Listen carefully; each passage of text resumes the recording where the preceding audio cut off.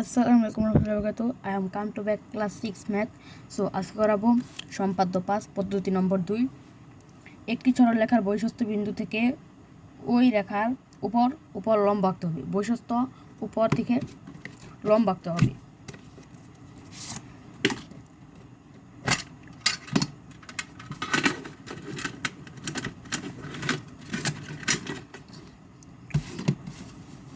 আমরা এবি একটি সরলরেখা আঁকি 6 সেমি আঁকলেই হবে।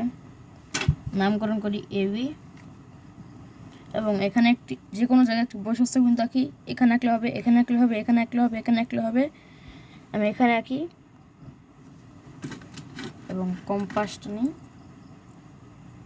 কম্পাসটাকে নিয়ে বসাই।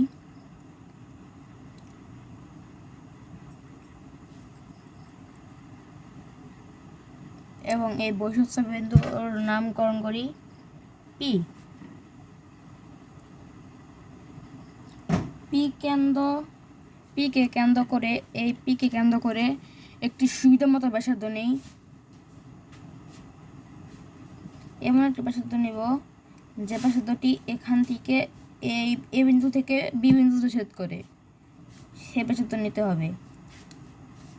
আবার বলি, পি বহিঃস্থ বিন্দু, এই বহিঃস্থ বিন্দুকে আমরা কেন্দ্র করে সুবিধা মতো একটি ব্যাসার্ধ নেব। ওই ব্যাসার্ধ নিয়ে এমন একটা ব্যাসার্ধ নেব যে ব্যাসার্ধ এ ও বিকে ছেদ করে। দিলাম আঁকে, এখান থেকে আঁকি।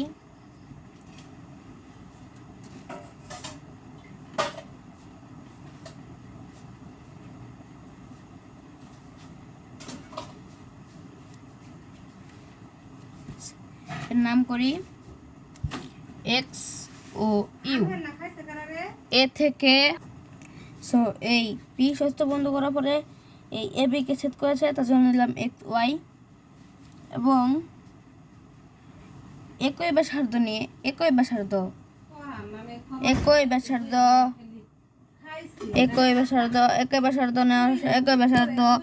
এই বহিঃস্থ বিন্দু এস ও ওয়াইকে ছেদ করেছে এবং এই একই ব্যাসার্ধ, যেমন ব্যাসার্ধটি ঠিক আছে, এদিকে নেই, ঠিক আছে। ব্যাসার্ধটি একই ব্যাসার্ধ নিতে হবে, ব্যাসার্ধকে একটু বাজ করা যাবে না। এবং এই এক্স বিন্দুতে ছেদ করে একটি ব্যাসার্ধ আঁকি এবং ওয়াই বিন্দুতে ছেদ করি এই স্থানে ব্যাসার্ধটি আঁকি এবং একটি খাড়া লম্ব আঁকি। এই বি বহিঃস্থ বিন্দু এবং এই বিন্দু এর নামকরণ করি কিউ। এই হয়ে গেল আমাদের সম্পাদ্য 5 পদ্ধতি নম্বর 2। একটি সরলরেখার বহিঃস্থ থেকে ওই রেখার উপর লম্ব আঁকতে হবে। এঁকে নিয়েছি। প্রথম দিকে বোঝাই, এবি একটি সরলরেখা আঁকি। তার পি বহিঃস্থ বিন্দু, এই বহিঃস্থ বিন্দুকে ছেদ করে একটি সুবিধা মতো ব্যাসার্ধ নেই।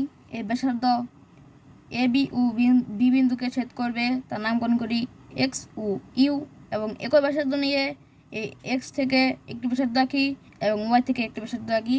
এই হলো আমাদের এ বি ব্যাসার্ধ। আসসালামু আলাইকুম, সবাই ভালো থাকবেন।